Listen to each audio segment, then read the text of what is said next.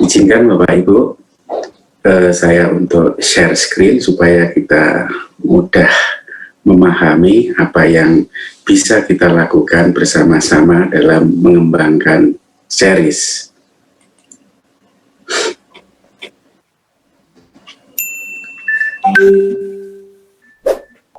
Sejalan dengan yang disampaikan Pak Maimun tadi,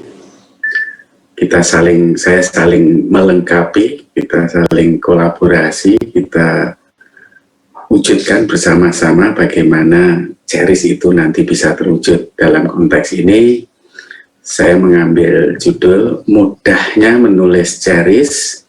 Tadi Pak Maimun sudah menguraikan, menulis bukan milik kaum elit, milik orang yang punya EQ tinggi, orang yang berbakat. Sudah diuraikan dengan jelas dan juga digarisbawahi di testimoni atau slide tadi, video Pak Hamdi, yang saya garisbawahi adalah menulis itu karena niat. Nah, mudah-mudahan nanti apa yang bisa kami sampaikan ini bisa menguatkan, memotivasi kita semua bahwa menulis series itu mudah. Karena nanti insya Allah kalau semua karya-karya ini kita sosialisasikan, kita terbitkan, dibaca oleh banyak orang, maka peradaban Islam di era global ini akan mempunyai peran yang sentral atau peran sentral. Bapak Ibu, mudahnya menulis series membangun peradaban Islam di era global. Nah, perintah Iqra, bacalah. Nah, kita hari ini melalui series ingin melengkapi, ingin memberikan khasanah bacaan yang luar biasa.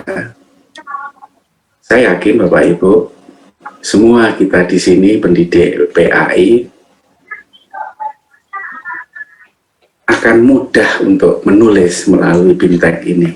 Karena saya yakin Bapak Ibu punya satu, semua saya yakin sudah punya jiwa PAI atau sudah punya girohnya, kalau saya meminjam kata yang pernah diungkapkan atau sering dipublikasikan oleh Buya Hamka.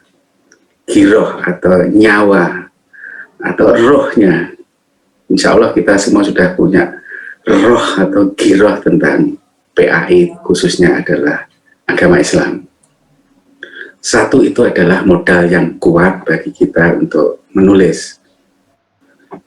Yang kedua, Bapak Ibu, kita semua ini terutama pendidik PAI, saya yakin dengan background pendidikan PAI, jadi secara pengetahuannya semua sudah ada ketika waktu SD, SMP, SMA, atau MI, Madrasah, Sanawiyah, dan Aliyah, dan ketika juga kuliah.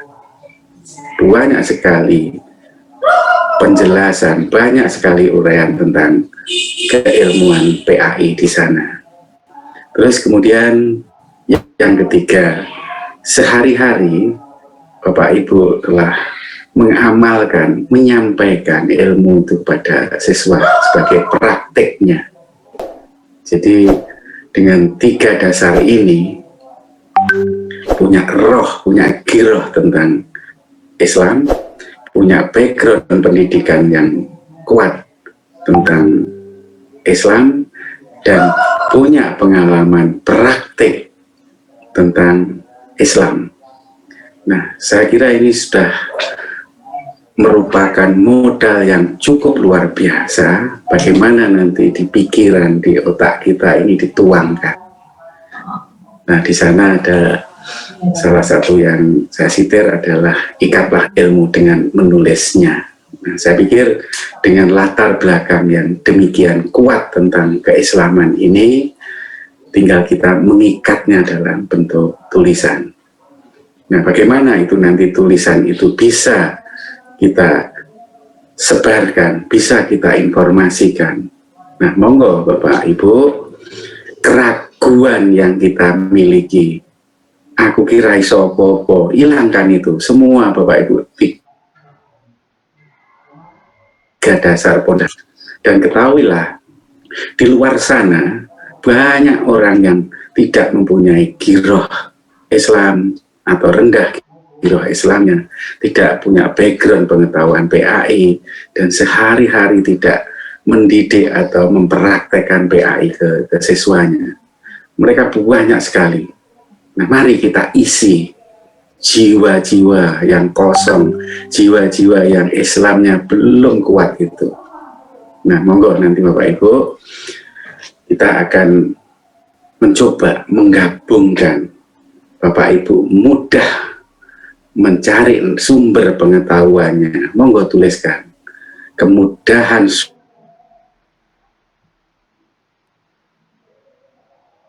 sumber, tuliskan.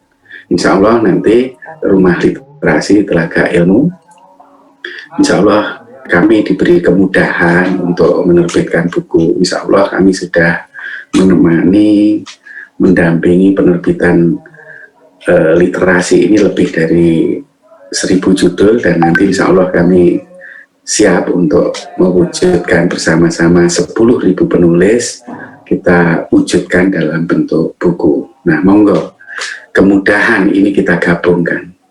Kemudahan Bapak Ibu dari sisi resource ilmu pengetahuan keagamaannya, dan insya Allah kemudahan yang kami miliki untuk menerbitkannya.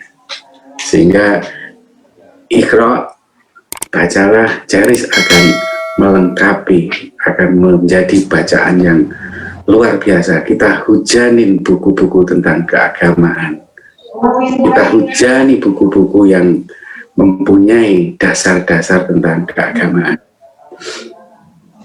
Terus kemudian Bapak Ibu, bagaimana Charis itu nanti bisa kita buat sebagai sarana dakwah kita.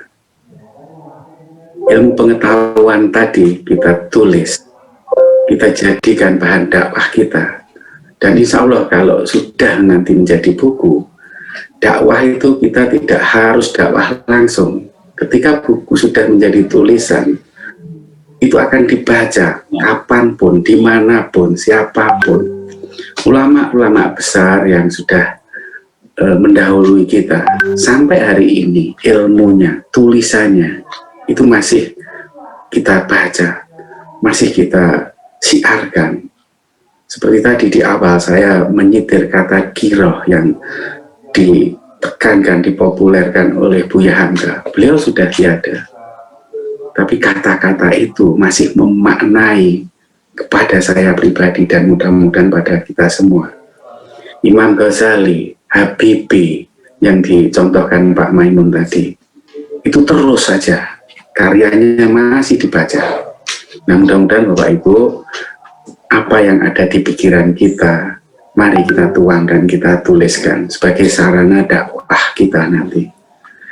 Nah, bagaimana nanti Bapak Ibu tulisan-tulisan ini bisa kita sajikan yang mampu merasuk ke hati atau kholbu kepada pembaca kita, sehingga nanti akan memberikan nilai karakter Islami minimal pada anak didik kita, minimal lingkungan sekolah kita, minimal nanti kalau itu bisa mengisi perpustakaan-perpustakaan. Kita akan memasukkan nilai-nilai itu ke kholbu mereka, sehingga akan terbentuk manusia yang berakhlak, akhlakul karimah. Hatinya sudah kita isi melalui dakwah Charis ini. Nanti kita juga mari di tulisan-tulisan karya-karya kita itu masuk ke dalam pikiran anak-anak kita, pikiran yang membaca dengan berbagai ilmu pengetahuan. Tentunya kita landaskan pada nilai-nilai keislaman. Setelah tulisan kita nanti bisa masuk ke dalam hati, bisa masuk ke dalam pikiran, maka kita berharap nanti tulisan kita juga akan memberikan landasan dalam bertindak, sehingga nanti orang-orang siapapun yang membaca tulisan kita itu nanti selalu menerapkan nilai-nilai kehidupan, dan seperti disampaikan Pak Kepala Kemenak tadi dan juga Pak Maimun, adanya moderasi beragama. Jadi bagaimana nanti Ceris ini mampu kalimat-kalimat yang kita susun, cerita-cerita yang kita susun, novel kita yang kita sajikan tadi bisa sebagai bahan dakwah kita yang masuk ke hati, masuk ke pikiran, dan menjadi tindakan. Kita berharap Bapak Ibu itu bisa kita wujudkan. Dalam konteks ini kita berbicara atau berdiskusi di Mapel PAI. Sebenarnya Mapel PAI itu punya kesempatan, punya hal yang luas dan luar biasa terhadap kehidupan. Satu, yang pertama dari sisi ke-PAI-annya sendiri melalui Ceris ini, tadi Pak Maimun sudah menguraikan seperti halnya kapal pesiar Ceris ini. Jadi yang pertama dari sisi PAI, Ceris ini bisa mengangkat tema-tema indikator di dalam PAI sendiri. Ini yang pertama, bagaimana anak-anak nanti mampu menceritakan KD-KD yang ada di PAI, diturunkan pada indikatornya dari Mapel itu dikembangkan menjadi cerpen ataupun novel. Dan alhamdulillah sudah mulai banyak cerpen dan novel dari anak-anak. Terus kemudian apabila anak-anak nanti ternyata suka pada pelajaran yang non PAI, itu dengan mudahnya PAI masuk ke sana. Misalkan saya mengambil contoh, kalau anak itu suka IT, anak eksak, kalau anak itu suka mata pelajaran matematika, anak itu suka mata pelajaran apapun, mau fisika, kimia, biologi. Nah, monggo nanti kalau misalkan di KD PAI itu ada KD tentang dakwah atau tentang khotbah, maka mata pelajaran tentang misalkan keilmuan fisika itu bisa dijadikan materi dakwah, materi khotbah. Jadi KD-nya tetap khotbah, tapi indikatornya adalah mata pelajaran yang paling anak suka. Nah, ini artinya PAI terbukti mampu menjadi pondasi segala keilmuan. Demikian juga apabila anak ingin mengembangkan hobinya, anak-anak ingin mengembangkan kecerdasannya atau keinginan sebagai passion mereka, PAI melalui Ceris bisa. Apakah anak itu suka terhadap apapun yang dia suka, berikanlah landasan nilai-nilai PAI sesuai dengan KD-KD yang ada. Artinya Ceris ini bisa dikembangkan sangat fleksibel. Artinya bisa dikembangkan di KD indikator PAI sendiri, bisa dikembangkan pada KD PAI yang dengan indikator mata pelajaran yang lain. Dan juga bisa dikembangkan pada kecerdasan, pada hobi atau passionnya anak dengan memasukkan KD PAI-nya. Nah, demikian luasnya Bapak Ibu, PAI bisa kita gunakan untuk menata kehidupan yang islami. Terus kemudian Bapak Ibu, materi apa saja yang bisa kita kembangkan di dalam Ceris? Yang pertama, bisa materi yang berhubungan dengan religi. Mungkin anak-anak yang kecerdasan atau menonjol di bidang keagamaan, dia akan menulis Ceris itu banyak hal yang berkaitan dengan religi. Mereka bisa melandaskan Quran, hadis, tafsir, dan juga Ceris nanti bisa menjadi tulisan terapan dalam kehidupan sehari-hari. Nah, ini berapa 10.000, 20.000 judul terapan Ceris dari Al-Quran, hadis, dan tafsir ini luar biasa banyaknya nanti. Sehingga ruang religi akan kita penuhin dengan bacaan yang memperkuat khasanah religi keislaman kita. Nah, ini saya kontak ke masyarakat umum, Ceris juga bisa mengisi ruang-ruang kemanusiaan, ruang-ruang impact, dan lain-lain. Artinya, Ceris akan mendasari kehidupan atau kecerdasan. Kalau di sini saya mengatakan bagaimana Ceris nanti bisa mengangkat, meluruskan budaya adat istiadat. Jadi, misalkan kalau ada satu adat istiadat yang kurang sesuai dengan nilai-nilai agama, nilai-nilai Islam, kalau kita berdebat atau berdiskusi di masyarakat, bisa jadi itu terjadi gesekan yang luar biasa. Tapi dengan Ceris nanti kita bisa memasukkan nilai-nilai moral di dalam cerita itu, sehingga kita pelan pasti soft akan membuat budaya yang sesuai dengan nilai-nilai keislaman kita. Kemudian bagaimana nanti anak-anak kita mengangkat sumber daya alam, cara ini menyiapkan menjadi generasi dengan SDM yang islami, dan juga memanfaatkan sumber daya genetik yang ada di daerahnya secara islami. Jadi begitu luasnya materi yang bisa kita gali untuk mengembangkan Ceris ini, Bapak Ibu. Terus kemudian siapa yang menulis Ceris itu? Tadi sudah disampaikan, target pertama PBL Ceris di tingkat provinsi kemarin adalah pendidik. Hari ini di Surabaya, target siswa sudah dimulai. Terima kasih Pak Nurhamdi dari SMA N15 Surabaya dan Pak Faizin, sudah kemarin kita bersama-sama mengembangkan Ceris sudah pada tingkat siswa. Dan hari ini kita di Kota Surabaya bersama-sama bagaimana kita bisa menguatkan penulisan Ceris ini di tingkat pendidik. Nah, monggo nanti Bapak Ibu, tadi sudah disampaikan, nanti Budin juga akan menyampaikan bagaimana menulis Ceris. Sementara ini hilangkan, saya harus menulis berkolaborasi dan lain-lain, hilangkan dulu Bapak Ibu.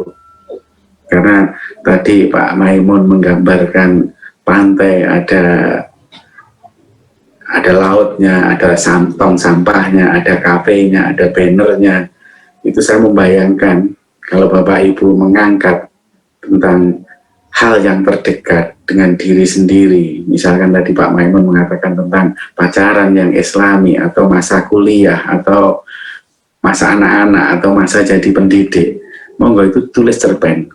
Satu cerpen 8-10 halaman. Sebenarnya itu cukup 4 halaman atau 5 halaman A4, nanti ketika diubah menjadi buku A5, buku cerpen, itu sudah hanya tulislah beberapa cuplikan pengalaman Bapak Ibu ke dalam cerpen. Kalau nanti sudah ke situ, insya Allah novel nanti dengan sendirinya akan terwujud.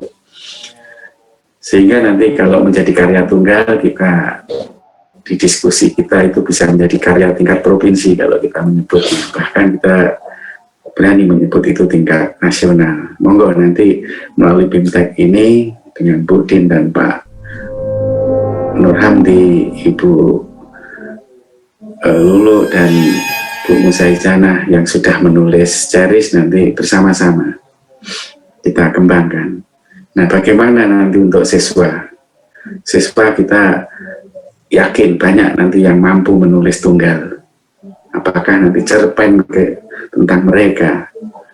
Terus kemudian kalau nanti ada anak-anak yang belum mampu menulis cerpen banyak atau belum mampu menulis novel, kita buka nanti anak-anak bisa menulis antologi supaya punya makna. Maka antologi itu kita batasin saja nanti maksimal 4 anak yang menulis dalam satu buku itu. Kalau kemarin di SMA N15 satu anak minimal 20 halaman. Nah, itu artinya kalau di penilaian itu maksimal satu buku ditulis oleh 4 orang yang bisa dinilai. Kita mengambil ke sana.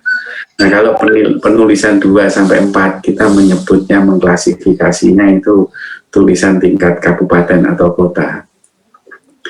Tetapi Bapak Ibu, kita juga tidak boleh menutup kenyataan. Mungkin masih banyak anak yang belum mampu menuangkan tulisannya ke banyak cerpen, ya monggo nanti satu antologi ditulis 5, 6, 7, 8 anak itu menjadi karya level sekolah. Artinya isi ceritanya kalau masih satu anak satu cerita hanya di bawah 10 halaman misalkan atau 5 halaman, mungkin ceritanya masih agak dangkal ya barangkali, sehingga masih sementara itu cukup dibaca oleh lingkungan di sekolahnya.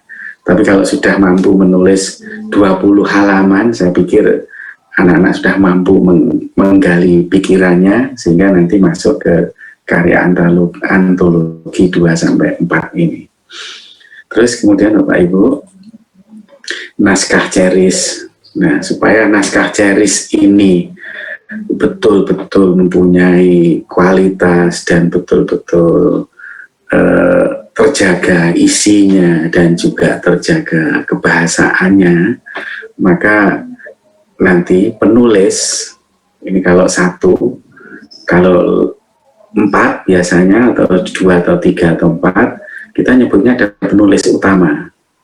Nah, misalkan kalau yang menulis itu 4 orang, maka yang di cover, di halaman cover buku, biasanya enggak 4-4-nya kita masukkan. 4-4-nya itu ditulisnya di halaman Prancis, halaman yang ada ISBN-nya itu muncul semua nama penulis di sana. Kalau di cover, misalkan penulis pertama Budin, kedua Pak Hamdi, ketiga Bu Muzaizana, terus kemudian Bu Lulu. Apabila berempat ini menulis satu buku, maka di cover nanti yang muncul adalah yang pertama, jadi Budin, Rahma, dan DKK, begitu kurang lebih gambarannya.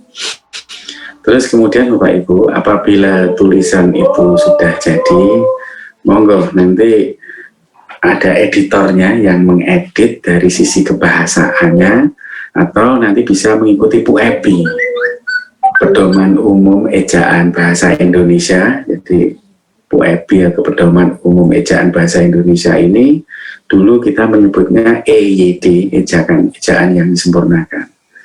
Nah, monggo nanti tulisan ini bisa dikolaborasikan dengan yang punya background bahasa Indonesia, atau kalau kita sudah sering menulis ya ikuti PUEBI di sana, atau teman yang sudah menulis untuk menjadi editornya. Nah, nanti editor itu dicantumkan juga. Jadi penulisnya misalkan Budin, terus editornya misalkan Pak Sofyan atau siapa begitu. Terus kemudian penelaah. Nah, penelaah ini itu menilai, mengkaji, mengkritisi atau menyimak dari sisi materi atau isi buku itu. Ini misalkan kalau yang ditulis bidangnya religi, jadi menulis ceris, tapi dia menjelaskan tentang misalkan tentang kematian atau tentang khotbah atau apapun yang ada di KDPAI, tentunya yang paham isi atau materi itu adalah guru PAI. Nah, monggo nanti guru PAI di situ bisa menempatkan diri sebagai penelaah, sehingga tulisan anak-anak itu apakah sudah betul secara keilmuan ada di dalam ruang PAI. Kalau misalkan tentang munakahat masih dalam ruang munakahat. Terus kemudian Bapak Ibu, kalau tulisan anak itu tadi misalkan tadi saya mencontohkan KD-nya khotbah, tapi khotbah yang diangkat adalah tentang fenomena hujan. Jadi materi hujan dari mata pelajaran geografi dijadikan materi khotbah. Nah, itu nanti Bapak Ibu memasukkanlah di dalam materi fenomena hujan itu dengan nilai-nilai yang ada di dalam PAI-nya. Terus kemudian apakah tulisan tentang fenomena hujan itu sudah betul, itu yang paham adalah guru geografi atau pendidik dari geografi. Libatkanlah pendidik dari geografi sebagai penelaah, karena beliau yang tahu tentang fenomena hujan itu. Tetapi Bapak Ibu punya KD-nya adalah khotbah. Khotbahnya membahas tentang fenomena hujan dari sisi keislamannya sebagai landasannya, materinya ada di mapel geografi. Nah, ini fungsi penelaah itu adalah apakah materi tentang fenomena hujan tadi sudah pas atau belum. Nah, kalau sudah penulisnya sudah ada, editornya juga sudah ada, dan artinya dari sisi kebahasaan sudah memenuhi syarat minimal PUEBI, terus kemudian secara isinya sudah ditelaah, maka Bapak Ibu naskah itu siap kita terbitkan. Nah, kami dengan Rumah Literasi Telaga Ilmu, kami siap Bapak Ibu untuk mewadahi, mendampingi sampai buku itu terbit ber-ISBN. Nah, nanti bukunya, karena sekarang sudah era digital, bukunya kita terbitkan nanti 2 versi, yaitu versi cetak, versi digital. Nah, semua naskah yang sudah memenuhi itu kita ajukan nanti ke Perpustakaan Nasional. Kita dampingi sampai buku itu lulus mendapatkan ISBN. Nah, insya Allah kami siap untuk mewadahi itu, dan semua proses ISBN, kalau proses ISBN itu Bapak Ibu,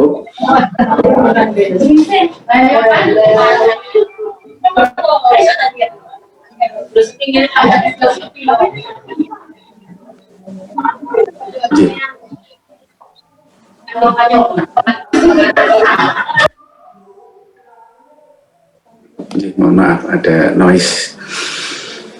Jadi ketika proses ISBN, kami setelah mendapat nomor ISBN-nya, kami harus mengirimkan 2 eksemplar ke Perpustakaan Nasional itu sebagai dokumentasi di Perpustakaan Nasional. Artinya kalau buku itu sudah terbit, maka produk-produk Bapak Ibu itu sudah ada di sana, sudah terdokumentasikan di sana.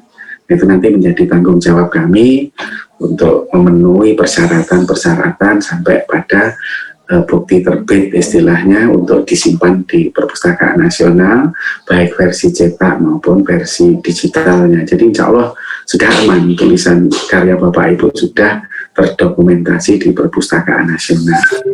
Nah, itu sepenuhnya insya Allah sampai ber-ISBN itu gratis, kami tidak memungut atau tidak membebani biaya apapun.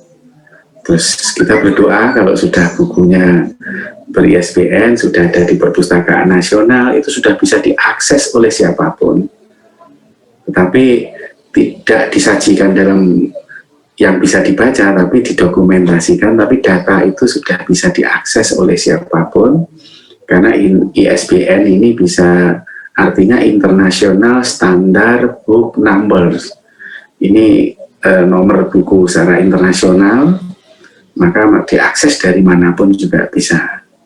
Nah, nanti kalau sudah diakses dari manapun, kita tinggal berdoa, berupaya supaya buku itu ada banyak yang membaca. Kalau nanti ada banyak yang membaca dan yang memerlukan, insya Allah nanti anak-anak, siapa tahu nanti anak-anak itu tulisannya banyak yang viral, karena di antara anak-anak ini cepat untuk menyampaikan, saya punya karya ini nih. Nah, kemarin kami juga, dugaan kami ternyata betul, kemarin salah satu anak yang sudah menulis bukunya terbit, saya ingin jadi reseller dan lain-lain. Tapi kita lebih tekankan, karena sudah bisa menulislah. Kalau reseller teman-temanmu saja, kita sarankan ke sana. Nah, insya Allah nanti kalau itu viral, banyak yang membeli akan dapat royalti juga buat anak-anak yang menulis nantinya. Selain tentu amal ilmu kita yang terus mengalir, pemikir-pemikir besar sampai di kita hari ini karena tulisan beliau. Nah, mudah-mudahan tulisan kita terus sebagai amal ilmu kita. Terus kemudian untuk pendidik mungkin itu bisa menambah kredit poin dan sejarah atau legacy kita dan lain-lain. Jadi Bapak Ibu, kalau sudah jadi buku, sekali lagi tidak ada kewajiban untuk membeli, juga tidak ada kewajiban untuk menjual. Biarkan karya Bapak Ibu nanti tangan-tangan Tuhan yang lain yang memikirkannya. Tetapi Bapak Ibu, kalau berkeinginan menjual ya kita tidak bisa melarang. Keinginan untuk memiliki ya monggo, artinya dipersilahkan. Karena untuk melakukan penjualan tentunya memerlukan effort, ya kita memberikan diskon khusus istilahnya. Dan disarankan, kita menyarankan Bapak Ibu kalaupun ingin ikut melakukan itu tidak menyetop. Jadi jangan beli banyak, jangan menyetop karena nanti menjadi beban di Bapak Ibu. Biarkan kami yang tim-tim kami dan teman-teman yang lain, karena ini sudah terpublikasi di internet, terpublikasi di mana-mana, ya menulis saja. Jadi jangan sampai terbitnya Ceris ini menjadi beban, jangan Bapak Ibu. Kita hanya ingin Bapak Ibu menulis. Mudah-mudahan nanti itu bisa menjadi dakwah kita. Saya lebih menekankan ke sana. Mengenai efek-efek yang lain itu, insya Allah kalau kita sudah berusaha, tangan-tangan Tuhan, tangan-tangan Allah pasti ikut di dalamnya. Saya yakin itu saja Bapak Ibu. Terus kemudian Bapak Ibu, untuk karya-karya yang sudah terbit, contohnya seperti ini, nanti bisa dilihat di website cherisindonesia.com.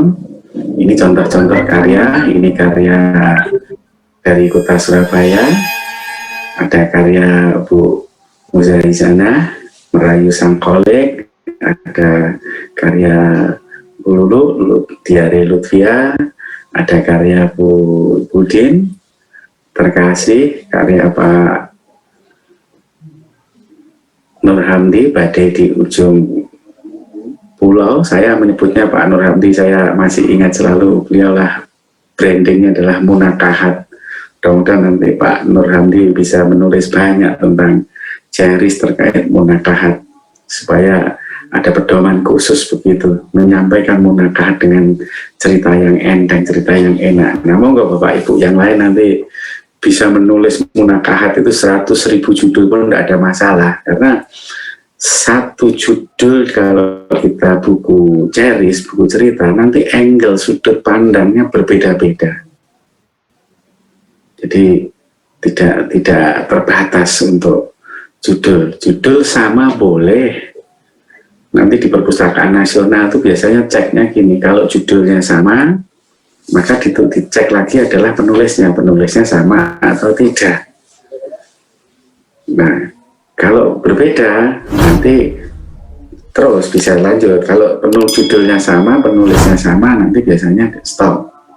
Tapi kalau judulnya sama, penulisnya berbeda, lanjut. Terus kemudian nanti untuk ngecek lagi, itu di Perpustakaan Nasional sudah ada 20-an halaman pertama itu tulisannya, nanti bisa dicek di situ. Oh, ternyata setelah membaca 10-20 halaman pertama berbeda.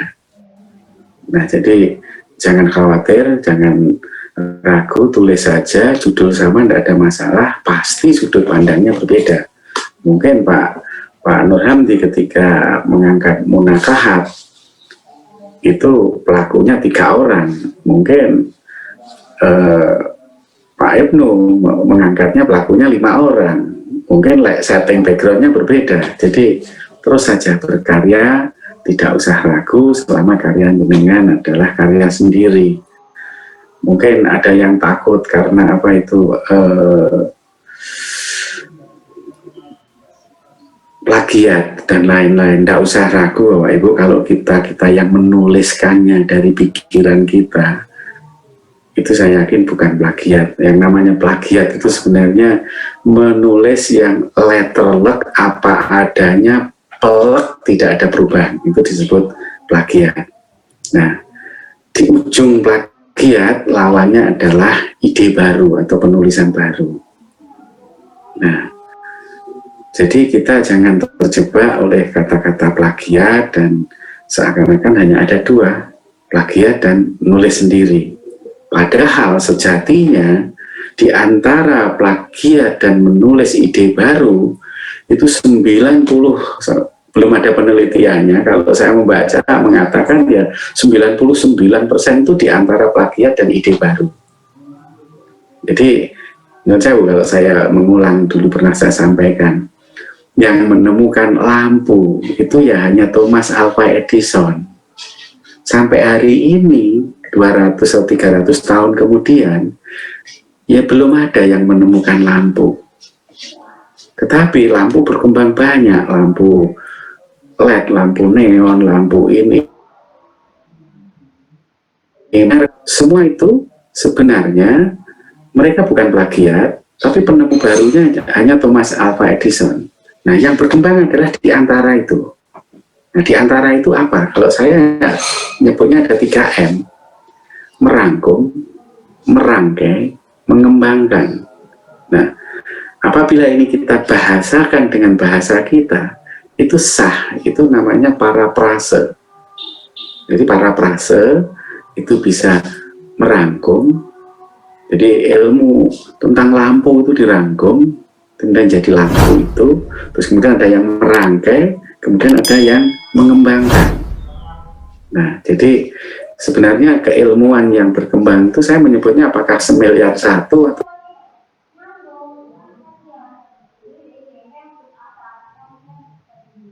10 tadi, paraprase, merangkum, merangkai, mengembangkan. Nah, monggo Bapak Ibu. Jadi kalau nanti judulnya sama, pasti merangkum, merangkai, mengembangkannya berbeda. Ya, jadi ayatnya sama, ketika ditulis nanti sudah berbeda. Karena kadar merangkum, merangkai, mengembangkannya sudah di atas, di background oleh latar belakang masing-masing penulis. Nah, pasti berbeda nanti, walaupun judulnya sama. Selama kita yang menuliskannya. Terus kemudian Bapak Ibu, monggo nanti bisa dilihat di cherisindonesia.com ini. Sebentar mungkin saya bisa sharekan.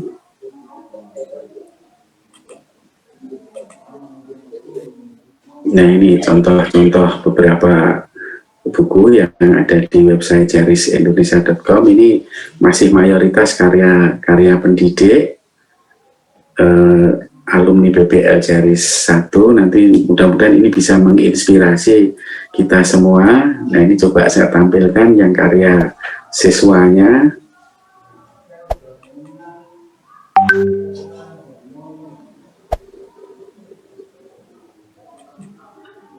Belum bisa, maaf. Nah, ini karya siswa.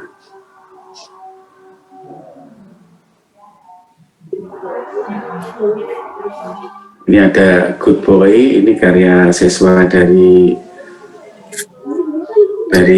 Sekertosono. Terus ini God is the Best Planner, ini karya siswa dari Kabupaten Malang. Mudah-mudahan nanti dari Kota Surabaya segera menyusul. Kalau istilah Pak Hamdi adalah panen. Kita tunggu nanti Pak Nur Hamdi untuk panennya dari Kota Surabaya, naskah-naskah karya-karya anak ini.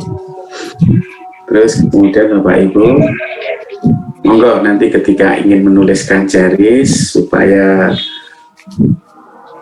tulisannya memenuhi standar yang kita inginkan dan juga memudahkan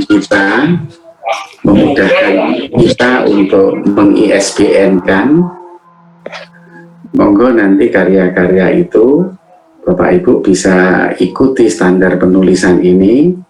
Insya Allah nanti dengan mengikuti standar penulisan ini, standar ini sudah dipakai oleh teman-teman alumni BPL Ceris, dan alhamdulillah dengan standar ini kita ajukan ke Perpustakaan Nasional untuk mendapatkan ISBN-nya, hampir lulus semua.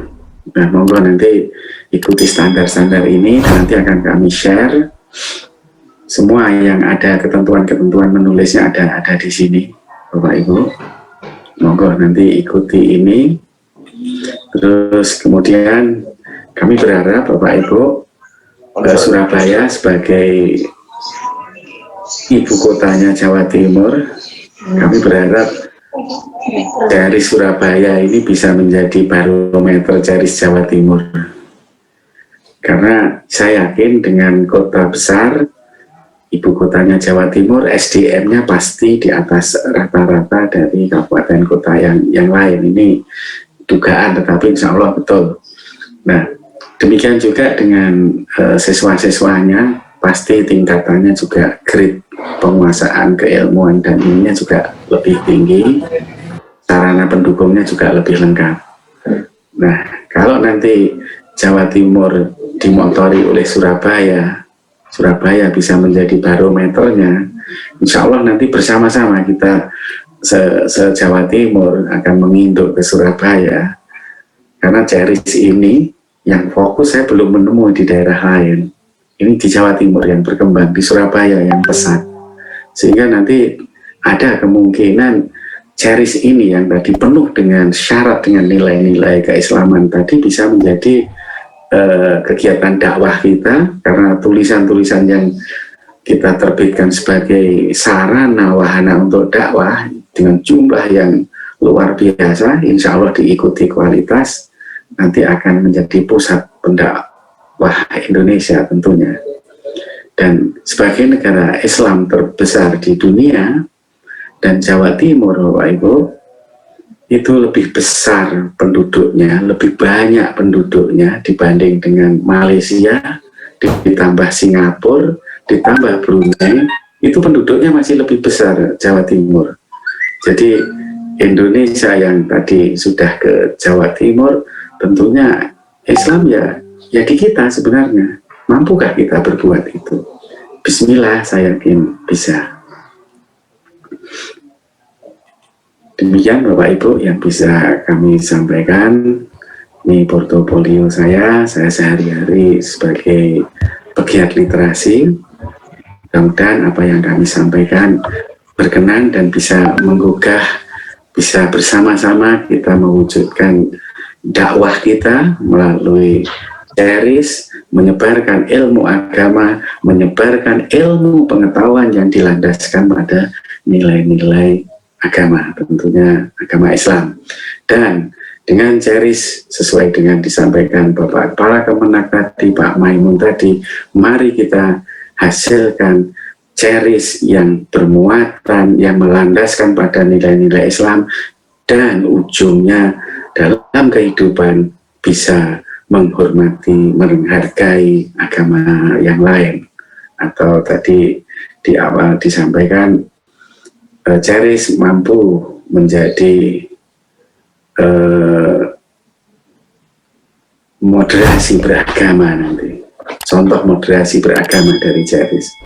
Insya Allah itu yang bisa kami sampaikan. Mohon maaf kalau kurang berkenan, kurang pas. Kami hanya ingin berliterasi melalui Ceris, ingin berdakwah melalui Ceris. Terima kasih Bapak Ibu. Akhir kata kami